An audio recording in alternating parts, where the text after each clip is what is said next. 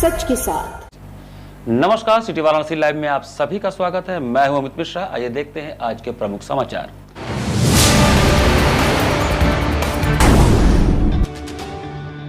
सपा ने भाजपा सरकार पर लगाया आरक्षण में गड़बड़ी और भर्ती घोटाले का आरोप। रविदास घाट क्षेत्र में युवक की संदिग्ध परिस्थिति में मौत, मची सनसनी, जांच में जुटी पुलिस। सपा का अल्टीमेटम, शराब के ठेके, बार और बड़े मांसाहारी होटल भी हों शहर से बाहर।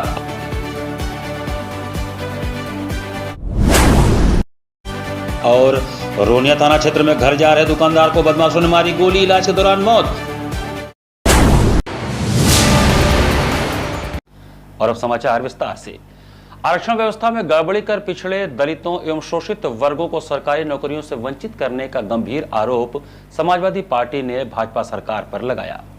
समाजवादी पार्टी ने भारतीय जनता पार्टी सरकार पर आरक्षण व्यवस्था में गड़बड़ी कर पिछड़े दलित एवं शोषित वर्गों को सरकारी नौकरियों से वंचित करने का गंभीर आरोप लगाया है। मंगलवार को वाराणसी स्थित सपा कार्यालय में आयोजित प्रेस वार्ता के दौरान पार्टी नेताओं ने पीडीए ऑडिट अंक 1 रिपोर्ट का हवाला देते हुए कहा कि भाजपा शासनकाल में विभिन्न भर्ती प्रक्रियाओं में आरक्षण नियमों की अनदेखी की गई है। प्रेस वार्ता में सपा नेताओं ने बताया कि पार्टी के राष्ट्रीय अध्यक्ष अखिलेश यादव द्वारा हाल ही में जारी पीडीए आरक्षण घोटाला पुस्तिका में उत्तर प्रदेश की विभिन्न सरकारी भर्तियों में आरक्षण संबंधी कथित अनियमितताओं का उल्लेख किया गया है। उनका आरोप है कि संविधान द्वारा प्रदत्त आरक्षण अधिकारों को कमजोर करने का प्रयास किया जा रहा है। सपा नेताओं के अनुसार पिछले 10 वर्षों में आयोजित 222 परीक्षाओं में 11,514 आरक्षित पद प्रभावित हुए हैं। रिपोर्ट में 69,000 शिक्षक भर्ती सहित कई अन्य भर्ती प्रक्रियाओं में आरक्षण नियमों के उल्लंघन का दावा किया गया है। प्रेस वार्ता में जिलाध्यक्ष सुजीत यादव उर्फ लक्कड़ पहलवान, स्नातक एमएलसी आशुतोष सिन्हा तथा जिला प्रवक्ता संतोष यादव, बबलू एडवोकेट मौजूद रहे। वक्ताओं ने कहा कि भीमराव अंबेडकर द्वारा प्रदत्त संविधान ने सामाजिक न्याय की स्थापना का मार्ग प्रशस्त किया है और आरक्षण व्यवस्था सामाजिक समानता सुनिश्चित करने का महत्वपूर्ण माध्यम है। सपा नेताओं ने कहा कि पार्टी आरक्षण से जुड़े मुद्दों को लेकर लगातार संघर्ष करती रहेगी तथा पिछड़े, दलित और वंचित वर्गों के अधिकारों की रक्षा के लिए अपनी आवाज बुलंद रखेगी। साथ ही उन्होंने सरकार से भर्ती प्रक्रियाओं में पारदर्शिता और आरक्षण नियमों के पूर्ण पालन की मांग की। देखिए, घोटाला पर इससे पहले हम लोग बीच में माननीय समाजवादी पार्टी के राष्ट्रीय अध्यक्ष माननीय अखिलेश यादव जी ने उत्तर प्रदेश के सभी जिले के जिलाध्यक्षों को बुलाया। उसमें यही बताया गया कि आप लोग जिले पर जाइए प्रेस वालों के और प्रेस के माध्यम से अपने जिले में बताइए कि हमारा हक कहाँ मारा जाता है, भर्तियां कितनी निकली, चाहे कृषि विभाग का हो, चाहे पुलिस विभाग का हो, चाहे शिक्षक का भर्ती हो, सब में सरकार ने घोटाला किया। हमें जो हक मिलना चाहिए बाबा साहब के बनाए हुए संविधान का जो आरक्षण बना है, उस आरक्षण का भी हमें हक नहीं मिल रहा है। जहाँ देखिए ओबीसी है वहां में भी जनरल की भर्तियां हो जा रही है। तो आज इसी चैनल के माध्यम से हम लोग जिले में बताने चले हैं और पूरे प्रदेश में, हमारे हर संगठन के माध्यम से पूरे प्रदेश में बताया जाएगा कि हमारा आपका हक छीना जा रहा है। एक सरकार खुले गुंडई से केवल इनके कुछ अधिकारी हर जिले में ऐसे बैठाए जा रहे हैं जो पूरा मामला गोलमोल कर रहे हैं। इसलिए हम लोग आज बैठे। सौरभ विहार कॉलोनी रोहनिया में दुकान से घर जा रहे जितेंद्र पटेल नामक दुकानदार को अज्ञात बाइक सवारों ने गोली मार दी, जिनकी इलाज के दौरान मृत्यु हो गई। इससे क्षुब्ध परिजनों ने चक्का जाम कर दिया। रोहनिया थाना क्षेत्र के सौरभ विहार कॉलोनी अवलेशपुर में बाइक से घर जा रहे दुकानदार जितेंद्र पटेल निवासी अवलेशपुर को अज्ञात बाइक सवारों ने पीछे से कमर के पास गोली मार दी। गोली लगने के बाद घायल जितेंद्र पटेल बाइक चलाकर अपने घर पहुंचे, जहां उन्होंने स्वजनों को जानकारी दी। घायल जितेंद्र को लेकर स्वजन अवलेशपुर से सनराइज अस्पताल पहुंचे, लेकिन वहां डॉक्टर ने उन्हें भर्ती नहीं किया। इसके बाद उन्हें चितईपुर स्थित अस्पताल ले जाया गया, लेकिन गोली लगने के कारण वहां भी भर्ती नहीं किया गया। इसके बाद घायल के स्वजन मनोनीत पार्षद कमलेश पाल को सूचना दी। कमलेश पाल ने पुलिस को सूचना देने के साथ ही घायल को ट्रॉमा सेंटर में भर्ती कराया, जहां इलाज के दौरान सुबह 4 बजे उनकी मौत हो गई। कमलेश पाल और पुलिस ने बताया कि रात में घायल की हालत ठीक थी। सीटी स्कैन के बाद डॉक्टर ने उन्हें खतरे से बाहर बताया था। अचानक हुई मौत से स्वजनों में कोहराम मच गया। मृतक जितेंद्र पटेल 3 भाइयों में सबसे बड़े थे और वे काफी मिलनसार व्यक्ति रहे। जितेंद्र उनकी पत्नी अवलेशपुर में वर्सोवा अस्पताल के सामने लकी जनरल स्टोर चलाते थे। घटना उस समय हुई जब वे रात 10:30 बजे दुकान बंद करके घर जा रहे थे। मृतक की पत्नी 2 दिन पहले मायके गई थी। उनके 2 बच्चे भी हैं। चौकी प्रभारी धर्मेंद्र कुमार राजपूत ने बताया कि दुकानदार से काफी देर तक बात भी हुई थी और किसी तरह की कोई रंजिश नहीं थी। घटनास्थल के आसपास लगे सीसीटीवी फुटेज से पुलिस जांच में जुटी है।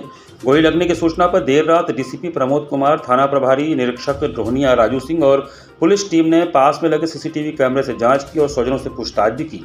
इस घटना ने क्षेत्र में सुरक्षा को लेकर चिंता बढ़ा दी है। स्थानीय लोगों ने पुलिस से मांग की है कि वे जल्द से जल्द आरोपियों को गिरफ्तार करें और क्षेत्र में सुरक्षा व्यवस्था को मजबूत करें। जितेंद्र पटेल की हत्या ने न केवल उनके परिवार को बल्कि पूरे समुदाय को झकझोर कर रख दिया है।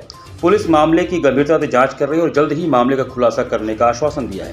कि रात को मैं जब कॉलोनी में घुसा तो पीछे से एक बाइक सवार व्यक्ति आया और 2 व्यक्ति थे अज्ञात रूप में, और पीछे से इसको गोली मारे, फिर वो आगे निकल गए। आगे जाकर फिर रिटर्न होकर के आए लहराते हुए जो है कि उसके बाद सब निकल के भाग गए। फिर ये बाइक से ही अपने घर पहुँचे। गोली लगने के बाद ये बाइक से अपने घर पहुँचे। घर पहुँच कर अपनी माता जी को बताया कि हमको गोली मार दी गई है। तो फिर इनके माताजी और इसके भाई लोग लिए थे अस्पताल, तो सनराइज गए तो वो नहीं एडमिट लिया। तो फिर वहाँ से बाइक पर बैठा के ही गए चितेपुर चौकी चले गए, थाने चले गए। तो फिर थाने के सिपाही दरोगा आकर के फिर सनराइज में एडमिट करवाएं। वहाँ एडमिट करवाए, उसका फिर ट्रीटमेंट, प्राथमिक उपचार हुआ, ट्रीटमेंट हुआ उसका। फिर हम लोग भी पहुँचे तो हम लोगों ने पूछा कि कैसे कैसे घटना घटी, तो उन्होंने यही बताया कि मैं जा रहा था, पीछे से जो आकर के उन्होंने गोली मारा। फिर वापस में ही जो कि फिर उसने फायर किया तो उन्होंने कहा कि हमने अपना सर नीचे कर लिया और फिर लड़ाते हुए निकल के चले गए। जो है उसके जितेंद्र की मृतक जो घटना करी उसके कथनानुसार जो उसने बताया, यानी कि दिनांक 8 जून 2026 को सौरभ विहार कॉलोनी थाना क्षेत्र रोहनिया से रात्रि 11 बजे 112 के माध्यम से सूचना प्राप्त हुई कि एक व्यक्ति को गोली लग गई है और वो घायल अवस्था में है। मौके पर स्थानीय पुलिस द्वारा तत्काल निरीक्षण किया गया। जो घायल व्यक्ति है उनको उपचार हेतु ले जाया गया। उनका नाम जितेंद्र कुमार आइडेंटिफाई हुआ, लगभग 42 वर्ष उनकी उम्र है। परिवारजनों के साथ में उनको उपचार हेतु BHU ट्रॉमा सेंटर ले जाया गया। इसके बाद में दिनांक 9 जून को यानी कि आज सुबह अर्ली मॉर्निंग 4:30 से 5 बजे ये सूचना प्राप्त हुई अस्पताल से कि दौरान इलाज जो घायल व्यक्ति हैं उनकी मृत्यु हो गई है। और क्योंकि इसमें मुकदमा पहले ही पंजीकृत किया जा चुका था कल फायरिंग का, उसके बाद में फिर सुसंगत इन्वेस्टिगेशन की जाएगी। अग्रिम वैधानिक कार्रवाई प्रचलित है। प्रथम दृष्टया क्या लग रहा है? मर्डर के इन्वेस्टिगेशन हेतु थाना स्तर से पुलिस टीमें गठित कर दी गई हैं। कैमरे हम दिखवा रहे हैं और जितनी भी तफ्तीश है वो प्रचलित। वहीं दूसरे दिन मंगलवार को क्षेत्रीय नागरिकों और परिजनों ने शव रखकर प्रदर्शन किया। इस दौरान प्रशासन के विरुद्ध नारेबाजी करते हुए चक्का जाम भी किया गया। मौके पर पहुंचे प्रशासनिक अधिकारियों एवं SDM सदर ने परिजनों और नागरिकों से वार्ता कर निष्पक्ष जांच तथा दोषियों के शीघ्र गिरफ्तारी का आश्वासन दिया। प्रशासन के आश्वासन के बाद प्रदर्शनकारियों ने जाम समाप्त कर दिया। रविदास घाट क्षेत्र में संदिग्ध परिस्थितियों में एक युवक की मौत हो जाने से सनसनी फैल गई। रविदास घाट क्षेत्र में एक युवक की संदिग्ध परिस्थितियों में मौत से सनसनी फैल गई। रोहनिया थाना क्षेत्र के अवलेशपुर स्थित सौरभ विहार कॉलोनी में कारोबारी जितेंद्र कुमार पटेल उर्फ लवली की हत्या की घटना को अभी 24 घंटे भी नहीं बीते थे कि रविदास घाट के पास हुई इस घटना ने लोगों का ध्यान अपनी ओर खींच लिया है। प्राप्त जानकारी के अनुसार मृतक की पहचान सोनू यादव निवासी टिकरी के रूप में हुई है। बताया जा रहा है कि सोनू यादव पेंटिंग का कार्य करते थे और काम के सिलसिले में रविदास घाट क्षेत्र में आए हुए थे। इसी दौरान उनकी संदिग्ध परिस्थितियों में मौत हो गई। घटना की सूचना मिलते ही आसपास के क्षेत्र में हड़कंप मच गया और बड़ी संख्या में स्थानीय लोग मौके पर जुट गए। सूचना पाकर मृतक के परिजन भी घटनास्थल पर पहुंच गए। परिजनों का रो रो कर बुरा हाल है। परिवार के सदस्य घटना की निष्पक्ष जांच और सच्चाई सामने लाने की मांग कर रहे हैं। मौके पर मौजूद लोगों ने भी घटना को लेकर तरह तरह की चर्चाएं होती रही। घटना की जानकारी मिलने पर पुलिस मौके पर पहुंची और जांच शुरू कर दी। पुलिस ने शव को कब्जे में लेकर पोस्टमार्टम के लिए भेज दिया तथा आसपास के लोगों से पूछताछ की जा रही है। साथ ही घटनास्थल के आसपास लगे CCTV कैमरों की फुटेज भी खंगाली जा रही है। फिलहाल यह स्पष्ट नहीं है कि मामला आत्महत्या का है या उसके पीछे कोई अन्य कारण है। पुलिस का कहना है कि घटना की हर पहलू से जांच की जा रही है। पोस्टमार्टम रिपोर्ट, फॉरेंसिक साक्ष्यों और विवेचना के बाद ही मौत के वास्तविक कारणों का पता चल सकेगा। पुलिस अधिकारियों के अनुसार जांच पूरी होने से पहले किसी भी निष्कर्ष पर पहुंचना उचित नहीं होगा। मामले की गंभीरता को देखते हुए सभी संभावित पहलुओं पर जांच जारी है और विवेचना के बाद ही स्थिति पूरी तरह स्पष्ट हो पाएगी। मामला ये है कि यहाँ से 10 दिन से काम कर रहा था। अब काम पे रेगुलर आता था, काम कर रहा था। अब यहाँ पे कुछ ऐसा वारदात हो गया कि मकान मालिक फ़ोन किए कोई पेंटर गोली मार लिया है। तो यहाँ पे आए हम लोग तो देखे बॉडी तो काफ़ी लेट से पड़ा हुआ था। 2-3 घंटे बाद यहाँ के लड़के जो हैं 3 घंटे बाद फ़ोन कर रहे हैं। बताइए, लड़के वहाँ पे मौजूद भी है, गोली भी चला है। इन लोग कैसे हैं कि सुनाई नहीं दिया। मतलब आपको क्या लगता है कि ये हत्या है या यही है कि पिस्टल यहाँ पे है, वो चलाने के चक्कर में हत्या हो सकता है कि लोग कुछ कर रहे थे छेड़छाड़, अपना कुछ भी किस पोजीशन में थे यहाँ के स्टूडेंट, कुछ भी करके अपना जुगाड़ सेटिंग सब बना लिए हैं, तब पुलिस को फोन किए हैं इतने देर बाद। बात की है पिस्टल किसकी थी, कहाँ से आई थी? पिस्टल इसी जगह की है, इसी हॉस्टल में लड़के रखे होंगे। वो काम करने वाला लेबर मजूरा कहाँ पाएगा। थाना लंका क्षेत्र में ये सूचना प्राप्त हुई थी कि एक सोनू यादव जो टिकरी चितईपुर के रहने वाले थे, यहाँ पर पेंटिंग कार्य पिछले हफ्ते 10 दिन से कर रहे थे और यहाँ पे सूचना ये दी गई कि संदिग्ध परिस्थितियों में मृत पड़े हुए हैं। मौके पे तत्काल हम लोग आए और निरीक्षण किया मौके घटनास्थल का। उसमें हाथ में एक तमंचा मिला है वहाँ पे मौके पे और मृत पाए गए हैं कमरे में अकेले। लगभग 35 के आसपास बता रहे हैं परिजन अभी। इसमें जांच की जा रही है, तथ्यों के आधार पर आगे देखा जा रहा है। मकान किराए पर रहता है या काम नहीं, यहाँ पे वो पेंटिंग का कार्य कर रहे थे, एक ठेकेदार है, उनके माध्यम से यहाँ पे उनको लगाया गया था। पिछले एक हफ्ते 10 दिन से लोग बता रहे हैं कि ये पूरे मकान को धीरे धीरे पेंट कर रहे थे। और भी कोई नहीं, अभी तो जो बताया गया है उनके ठेकेदार के द्वारा कि वो अकेले यहाँ पे लगाए गए थे, अकेले कार्य कर रहे थे। तुम देखते क्या लग रहा है? संदिग्ध प्रकरण है, जाँच की जा रही है, जो तथ्य आएंगे उसके आधार पर कार्रवाई की जाएगी। शहर के भीतर संचालित शराब के ठेकों, बार और बड़े मांसाहारी होटलों को लेकर मंगलवार को समाजवादी पार्टी ने प्रशासन खिलाफ मोर्चा खोला। वाराणसी में शहर के भीतर संचालित शराब के ठेकों, बार और बड़े मांसाहारी होटलों को लेकर समाजवादी पार्टी ने प्रशासन खिलाफ मोर्चा खोल दिया है। मंगलवार को सपा नेताओं एवं प्रबुद्ध नागरिकों के प्रतिनिधिमंडल ने जिलाधिकारी को ज्ञापन सौंपकर मांग किया कि यदि स्वच्छता और व्यवस्था के नाम पर छोटे मांस विक्रेताओं को शहर से बाहर किया जा रहा है तो शराब के ठेकों, बार और बड़े मांसाहारी होटलों पर भी समान कार्रवाई की जाए। प्रतिनिधिमंडल का नेतृत्व कर रहे सपा नेता जिशान अंसारी ने कहा कि शहर के बीच संचालित शराब के ठेके और बार सामाजिक वातावरण को प्रभावित कर रहे हैं, इसलिए इनके लाइसेंस निरस्त कर नगर निगम सीमा से बाहर स्थानांतरित किया जाना चाहिए। वहीं शुभम सेठ गोलू ने आरोप लगाया कि छोटे व्यापारियों पर कार्रवाई की जा रही है, जबकि बड़े और प्रभावशाली प्रतिष्ठानों को छूट दी जा रही है। सपा नेताओं ने यह भी कहा कि शहर के बीच स्थित शराब के ठेकों और बारों के कारण महिलाओं और बच्चों की सुरक्षा प्रभावित होती है तथा असामाजिक गतिविधियों को बढ़ावा मिलता है। अधिवक्ताओं आलोक सौरभ और अभिषेक झा ने प्रशासन से निष्पक्ष नीति अपनाने की मांग करते हुए बड़े मांसाहारी होटलों और रेस्टोरेंटों को भी नियमों के दायरे में लाने की बात कही। कार्यक्रम में मुख्य रूप से अधिवक्ता अमरेंद्र पांडे, पुनीत मौर्य, अमित कुमार विक्की, राज श्रीवास्तव, कैफ अहमद, रितेश गुप्ता, धीरू चौबे, सोनू सोनकर, फरहान सिद्दीकी, आरिफ खान आदि उपस्थित रहे। देखिए, आज जो हम लोग ज्ञापन देने आए थे, डीएम साहब को ज्ञापन देने के लिए आए हुए थे और जो एक अभी आप लोगों ने सुना होगा, काफी तेजी से खबर फैली भी हुई है कि एक महापौर द्वारा एक निर्णय लिया गया है काशी के संदर्भ में कि सभी काशी के अंदर जितनी भी मांस की दुकानें हैं वो सभी काशी क्षेत्र से बाहर जाएंगी। ये निर्णय लिया गया है, तो ये आप लोगों को जानकारी भी होगी। तो लेकिन सिर्फ मांस ही क्यों? मांस ही क्यों? सभी जानते हैं कि शराब एक सामाजिक बुराई है और शराब को भी काशी से बाहर होना चाहिए। शराब की जितनी भी दुकानें हैं, देसी हो चाहे विदेशी हो, चाहे बियर बार हो, चाहे जो भी हो, ये सभी बाहर होने चाहिए। और सिर्फ शराब की दुकानें नहीं, जितने भी शहर के अंदर बार चल रहे हैं, जितने भी शहर के अंदर 5 सितारा होटल चल रहे हैं, 3 सितारा होटल चल रहे हैं, जितने भी बड़े रेस्टोरेंट, जिन जगहों पे मांसाहार परोसा जाता है, उन जगहों, उन सभी होटलों को उठा करके बंद करिए और बाहर करिए। क्योंकि देखिए, किसी भी नियम कानून में कोई दोहरा मापदंड नहीं चलेगा।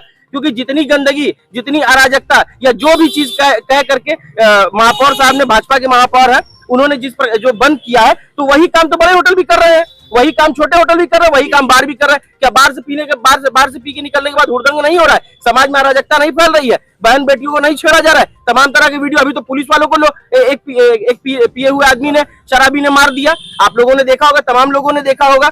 तो इस तरीके का चीजें बंद हो शहर में। और मैं नगर निगम महापौर का पूरा समर्थन करता हूं, लेकिन साथ ही साथ मेरी ये भी मांग है कि सभी शराब के ठेके, बार, जितने रेस्टोरेंट जहां नॉनवेज बनाए जाते हैं, परोसे जाते हैं, और जितने होटल हैं, चाहे 5 सितारा होटल हो, चाहे 3 सितारा होटल हो, चाहे 1 सितारा, 2 सितारा, चाहे शहर के अंदर, चाहे आवासीय क्षेत्र में हो, चाहे व्यावसायिक क्षेत्र में, सभी होटलों को निकाल के नगर निगम की सीमा के बाहर करो। है हिम्मत तो करके दिखाएं, वरना ये दोहरा मापदंड नहीं चलेगा।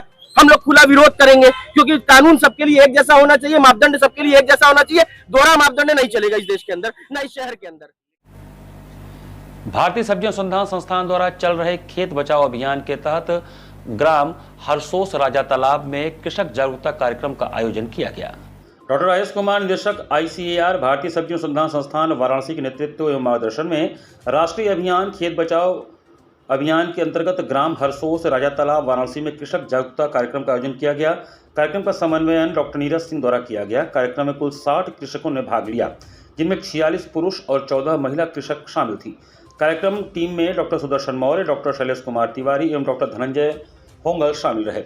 कार्यक्रम के प्रारंभ में डॉक्टर शैलेश कुमार तिवारी ने उपस्थित कृषकों का स्वागत किया तथा सब्जियों की जैविक खेती एवं उर्वरकों के संतुलित प्रयोग के महत्व पर प्रकाश डाला। उन्होंने मृदा स्वास्थ्य संरक्षण, उत्पादन लागत में कमी तथा टिकाऊ कृषि प्रणाली के लिए संतुलित पोषण प्रबंधन अपनाने पर बल दिया। इस अवसर पर डॉक्टर सुदर्शन मौर्य ने कृषकों को सूक्ष्मजीवी आदानों, माइक्रोबियल इनपुट्स, जैव उर्वरकों एवं जैव नियंत्रण कारकों, बायो कंट्रोल एजेंट्स के प्रयोग के बारे में विस्तृत जानकारी दी। उन्होंने सब्जी फसलों में कीट एवं रोग प्रबंधन हेतु पर्यावरण अनुकूलन तकनीकों को अपनाने तथा रासायनिक कीटनाशकों पर निर्भरता कम करने की आवश्यकता पर जोर दिया। डॉक्टर धनंजय होंगल ने कृषकों को पत्तेदार एवं जड़ वाली सब्जियों के वैज्ञानिक खेती के बारे में जानकारी प्रदान की। उन्होंने बताया कि शहरी एवं परिशहरी क्षेत्रों के आसपास इन सब्जियों की खेती किसानों के लिए नियमित आय, पोषण सुरक्षा एवं रोजगार सृजन का एक प्रभावी माध्यम बन सकती है। कार्यक्रम के दौरान कृषकों के साथ संवादात्मक चर्चा आयोजित की गई, जिसमें किसानों ने सब्जी उत्पादन, जैविक खेती एवं टिकाऊ कृषि पद्धतियों से संबंधित विभिन्न तकनीकी प्रश्न पूछे। विशेषज्ञों द्वारा उनकी जिज्ञासाओं का समाधान किया गया।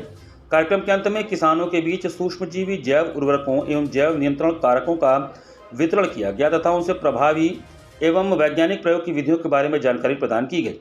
किसानों ने इस पहल की सराहना करते हुए संस्थान के वैज्ञानिकों के प्रति आभार व्यक्त किया। कार्यक्रम का समापन किसानों को उन्नत, टिकाऊ एवं पर्यावरण अनुकूल कृषि तकनीकों को अपनाने के लिए प्रेरित करते हुए किया गया। यहाँ पर वक्त चला छोटे से ब्रेक का। बने रहिए सिटी वाराणसी लाइव के साथ। वाराणसी लाइव, सच के साथ।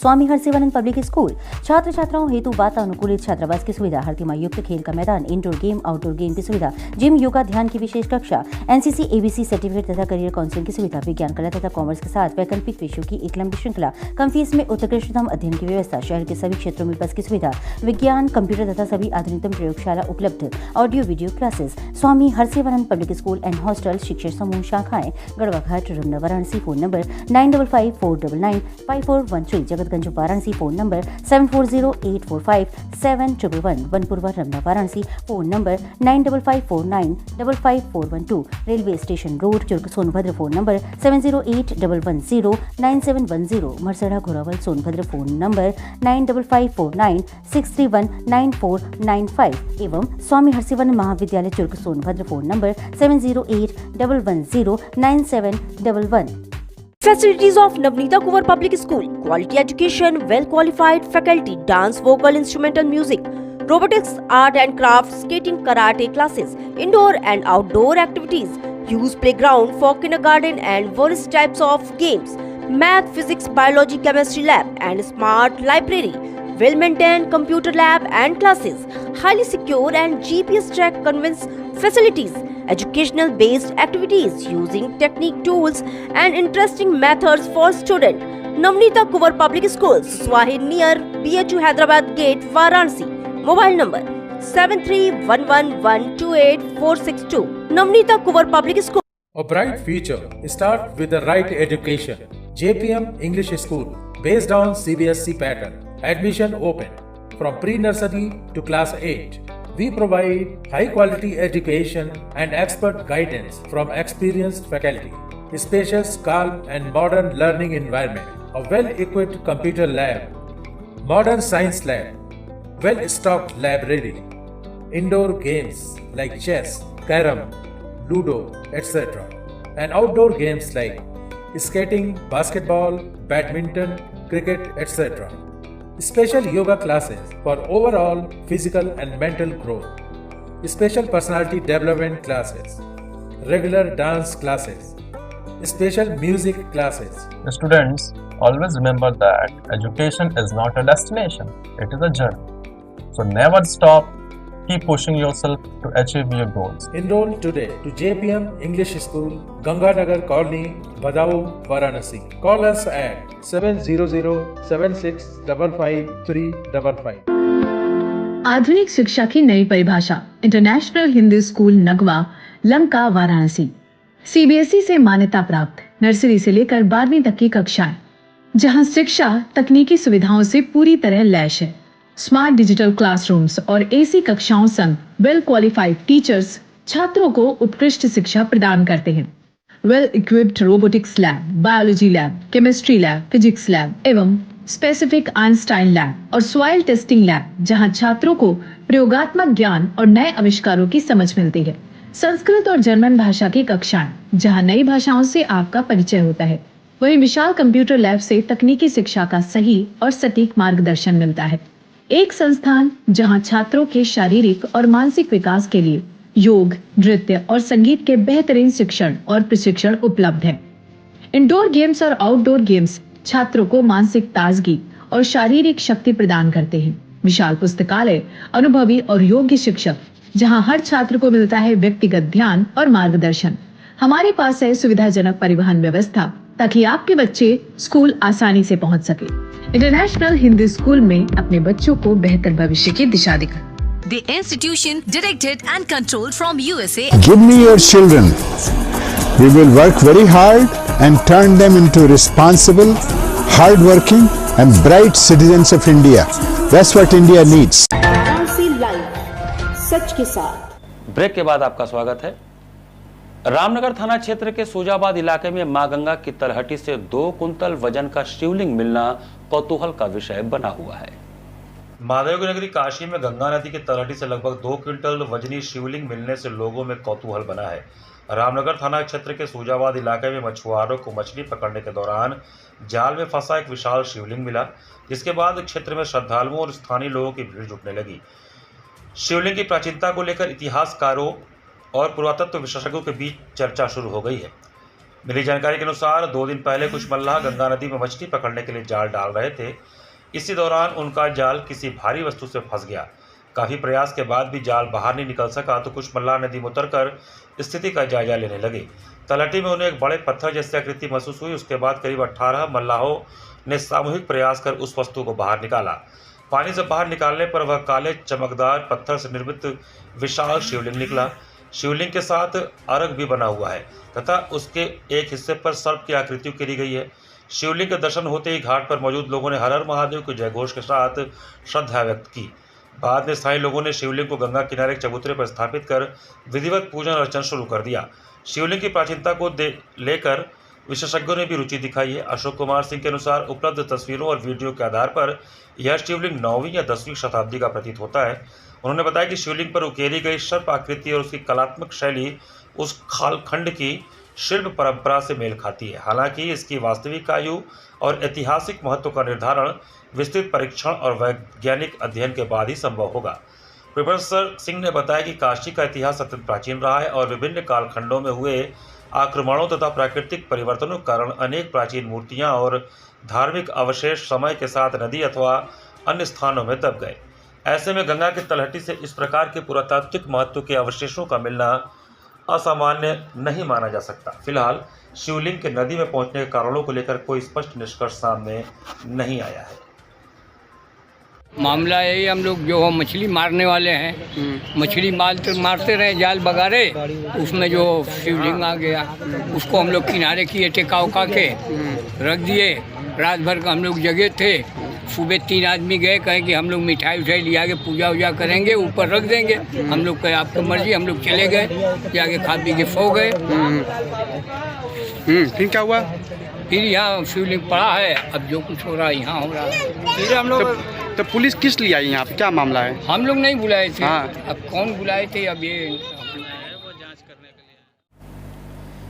काशी में बाबा का दर्शन करने के लिए आ रहे श्रद्धालुओं के चलते मां गंगा में नौकायन भी खूब हो रहा है, लेकिन नाव में सवारी को बैठाने को लेकर कई बार नाविकों में बहुत टसन भी हो जा रहा है। श्री काशी विश्वनाथ कॉरिडोर बनने के बाद काशी में उमड़ रहे श्रद्धालुओं के चलते गंगा में नौकायन भी खूब हो रहा है। पूरे दिन नाविकों की चांदी कट रही है। सवारी को बैठाने को लेकर भी नाविकों में टसन बनी हुई है। कभी कहीं तो मामला मारपीट तक भी पहुंच जा रहा है। ताज़ा मामला दशाश्वमेध घाट का है, जहां भाजपा के नामित पार्षद सत्यनारायण साहनी उर्फ तन्ना साहनी व किशन साहनी के बीच सवारी को लेकर विवाद हो गया और मामला मारपीट तक पहुंच गया। पुलिस ने दोनों पक्षों को बुलाकर मामले को सुलझाने का प्रयास किया, लेकिन दोनों ही पक्ष अपना अपना तर्क देते हुए एक दूसरे को दोषी ठहरा रहे थे। मैं तो चौकी पे मौजूद था, लेकिन वर्तमान में मेरी छवि खराब करने की साजिश की जा रही है। मैं आपको इसका स्पष्ट जांच करवा लें कि मैं कहाँ पे था, और ये कभी लौकुश नाम के व्यक्ति से, उनके पिताजी से मैंने कई बार शिकायत भी किया है कि जो हमारे यात्री को जबरदस्ती ये लोग ले जाते हैं और ले जाने के बाद हमारे चालक को मारने की कोशिश किए, तो हमने बचाने की कोशिश किया तो वो हमारे ऊपर भी हावी हो रहे हैं कि हम ले जाएंगे। और हम क्या है कि पार्टी में हमको जिम्मेदारी मिला है, हम 1 घंटा के लिए घाट पे जाते हैं अपना नाव चलाने के लिए, यात्री देखने के लिए, और वहाँ पे गंगा आरती का समय होता है। तो गंगा आरती के समय में ये लोग झगड़ा कर रहे हैं, तो झगड़ा करते हुए हमको लगा कि हम जाके चौकी पे अपना सूचना दर्ज कराएं। घाट संध्या कार्यक्रम में झारखंड से पधारी गुरु मिष्ठी मुखर्जी एवं शिष्या अद्रिता रॉय का मनोहारी कथक नृत्य हुआ। जिला प्रशासन के अभिनव पहल पर घाट संध्या में जमशेदपुर झारखंड की कथक गुरु शिष्य जोड़ी ने अपनी मनोहारी प्रस्तुतियों से क्षमा बांध दिया। कार्यक्रम का शुभारंभ गुरु शिष्या ने युगल गणेश वंदना से किया, जिसमें दोनों ने विघ्नहर्ता गणेश का आवाहन करते हुए शुद्ध नृत्य एवं भाव का सुंदर समन्वय प्रस्तुत किया। तत्पश्चात 3 ताल में 16 मात्रा के ताल चक्र पर तत्कार, तिहाई एवं चक्ररार कर्णों की जटिल बंदिशों से लय का शुद्ध सौंदर्य दर्शाया। कार्यक्रम का समापन चक्रम से हुआ, जिसमें साहित्य, सरगम, तराना और तबले के बोल, इन चारों अंगों के अद्भुत संगम से राग, ताल, भाव और लय की संपूर्णता प्रस्तुत की गई। कलाकारों को प्रमाण पत्र एवं आशीर्वचन कौशिक घोष चौधरी द्वारा प्रदान किया गया। इस कार्यक्रम का संयोजन सचिव एवं संस्थापक डॉक्टर रत्नेश वर्मा ने किया। कार्यक्रम का सफल संचालन सीमा कृषि ने किया। इस अवसर पर भारी संख्या में कला प्रेमी, सुधीजन एवं श्रोतागण उपस्थित रहे।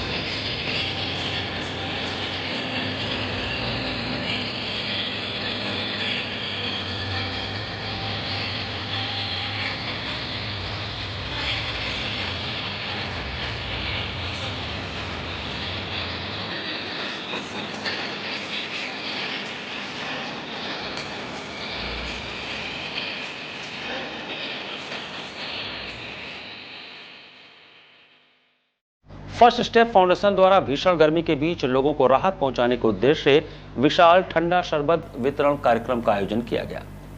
भीषण गर्मी के बीच लोगों को राहत पहुंचाने के उद्देश्य से फर्स्ट स्टेप फाउंडेशन द्वारा ज्येष्ठ माह के बड़े मंगलवार के अवसर पर दुर्गाकुंड पुलिस चौकी के पास विशाल ठंडा शरबत वितरण कार्यक्रम का आयोजन किया गया। इस सेवा कार्य में हजारों राहगीरों, श्रद्धालुओं एवं स्थानीय नागरिकों ने ठंडा शरबत ग्रहण कर गर्मी से राहत महसूस की। कार्यक्रम के मुख्य अतिथि पूर्व मंत्री डॉक्टर नीलकंठ तिवारी रहे, जबकि क्षेत्रीय पार्षद अक्षय कुमार सिंह की भी गरिमामयी उपस्थिति रही। कार्यक्रम के दौरान सामाजिक सेवा और जन कल्याण के प्रति फाउंडेशन की प्रतिबद्धता को सराहा गया। फर्स्ट स्टेप फाउंडेशन के अध्यक्ष एवं संस्थापक राहुल राय गोलू ने बताया कि भीषण गर्मी को देखते हुए संस्था द्वारा बड़े मंगलवार के अवसर पर यह विशेष सेवा कार्यक्रम आयोजित किया गया। संस्था का उद्देश्य केवल धार्मिक और सामाजिक आयोजनों तक सीमित नहीं है, बल्कि समाज के जरूरतमंद वर्गों तक सहायता पहुंचाना भी है। उन्होंने आगे बताया कि फर्स्ट स्टेप फाउंडेशन शिक्षा के क्षेत्र में भी सक्रिय रूप से कार्य कर रहा है। आर्थिक रूप से कमजोर और असहाय परिवारों के बच्चों को शिक्षा से जोड़ने के लिए संस्था हर संभव सहयोग प्रदान करती है। इसके अतिरिक्त संस्था गरीब एवं जरूरतमंद कन्याओं के विवाह में भी सहयोग करती है। इस अवसर पर संस्था के कोषाध्यक्ष संजय राय सहित अमितेश सिंह, राणा सिंह, रितेश पांडे, श्रेयांश पाठक, जय राय, सनी गुप्ता, सचिदानंद मिश्रा सहित अनेक कार्यकर्ता एवं सामाजिक कार्यकर्ता उपस्थित रहे। मां बागेश्वरी देवी प्रांगण में चल रहे 9 दिवसीय श्री राम कथा के 8वें दिन भरत जी के चरित्र प्रसंग का विस्तार से वर्णन किया गया। अखिल भारतीय सनातन न्यास की ओर से मां बागेश्वरी देवी प्रांगण में चल रहे 9 दिवसीय श्री राम कथा के 8वें दिन महंत बालक देवाचार्य जी महाराज ने भरत चरित्र प्रसंग का अत्यंत मार्मिक एवं प्रेरणादायी वर्णन करते हुए कहा कि भरत भारतीय संस्कृति में त्याग, समर्पण, भातृप्रेम, धर्मनिष्ठा एवं आदर्श शासन के सर्वोच्च प्रतीक हैं। उन्होंने कहा कि भरत का चरित्र हमें सिखाता है कि सत्ता और वैभव से बढ़कर मर्यादा, कर्तव्य और पारिवारिक प्रेम होता है। बालक देवाचार्य ने कहा कि जब भरत को भगवान श्री राम के वनवास और महाराज दशरथ के निधन का समाचार मिला, तब उन्होंने अपनी माता कैकेयी के अनुचित वरदानों का कठोर विरोध किया तथा स्वयं को इस घटना के लिए उत्तरदायी मानते हुए गहरा दुख व्यक्त किया। उन्होंने अयोध्या का राज सिंहासन स्वीकार करने से इनकार कर चित्रकूट जाकर प्रभु श्री राम से लौटकर राजगद्दी संभालने का आग्रह किया। कथा के दौरान भरत मिलाप प्रसंग का भावपूर्ण वर्णन सुनकर उपस्थित श्रद्धालुओं की आंखें नम हो गईं। कथा व्यास ने कहा कि भरत ने श्री राम की चरण पादुकाओं को अयोध्या के सिंहासन पर स्थापित कर स्वयं एक सेवक के रूप में नंदीग्राम में रहकर राज्य का संचालन किया। ऐसा त्याग, निष्ठा और समर्पण विश्व इतिहास में दुर्लभ है। उन्होंने कहा कि आज के सामाजिक एवं पारिवारिक जीवन में भरत के आदर्शों की प्रासंगिकता और भी बढ़ गई है।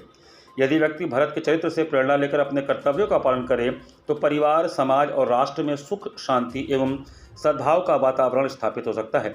कथा के उपरांत श्रद्धालुओं ने श्री राम नाम संकीर्तन एवं आरती में सहभागिता कर धर्म लाभ प्राप्त किया। कार्यक्रम में बड़ी संख्या में श्रद्धालु, गणमान्य नागरिक एवं धर्म प्रेमी उपस्थित रहे। इस मौके पर आयुष मंत्री डॉक्टर दयाशंकर मिश्र दयालु की भी गरिमामयी उपस्थिति रही और उन्होंने व्यासपीठ की आरती उतारी। मंच का संचालन प्रधान सचिव राजेश सेठ ने किया। इस मौके पर कथा की समाप्ति पर व्यासपीठ की आरती उतारने वालों में मुख्य रूप से डॉक्टर अजय जायसवाल, रविशंकर सिंह, जयशंकर गुप्ता, प्रमोद यादव मुन्ना, वतन कुशवाहा, किशोर सेठ, विजय कुमार, राजेश गुप्ता, मुन्नू लाल, संजय महाराज, मंगल सेठ, रवि झुंझुनवाला, श्री प्रकाश, विपुल गुप्ता, विष्णु गुप्ता, डॉक्टर पुष्पा जायसवाल, रोशनी अनामिका रहे।